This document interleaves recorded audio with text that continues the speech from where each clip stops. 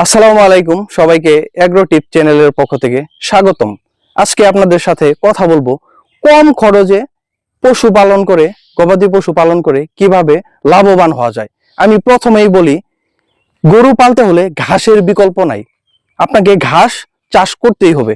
বাজারে দানাদার খাদ্যের অনেক ঊর্ধ্বগতি, অনেক মূল্য। এই জন্য পশুকে শুধু দানাদার খাবার খাইয়ে দুধের উৎপাদন বা মোটা তাজা করা সম্ভব নয়। এর জন্য প্রয়োজন ঘাসের রোপণ করা এবং ঘাস খাওয়ানো।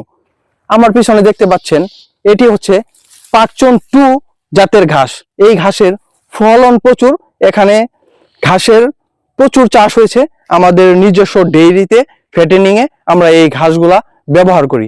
এই জন্যই বলি, একটা প্রবাদ আছে বা একটা স্লোগান আছে, গাভীর মুখে দিব ঘাস, দুধ পাবো 12 মাস। দুধের উৎপাদন বৃদ্ধি এবং মোটা তাজা করতে গেলে আপনার ঘাসের বিকল্প নাই।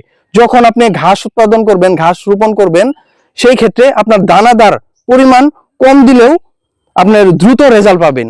দুধের উৎপাদন বাড়বে, মাংসের উৎপাদন বাড়বে, গরু সুস্থ থাকবে, গরুর প্রজনন ক্ষমতা বাড়বে, বছর বছর বাচ্চা পাবেন। কারণ ঘাস খাওয়ালে এখানে যে পরিমাণ ভিটামিন মিনারেল আছে, তাহলে আলাদাভাবে ক্যালসিয়াম বা ভিটামিন খাওয়ানোর আপনার কোনো প্রয়োজন নাই।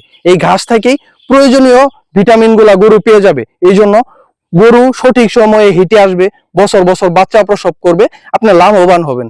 এই জন্যই বলি, কম খরচে যদি আপনি প্রফিটেবল হতে চান, লাভবান খামারি হতে চান, তাহলে অবশ্যই ঘাসের বিকল্প নাই।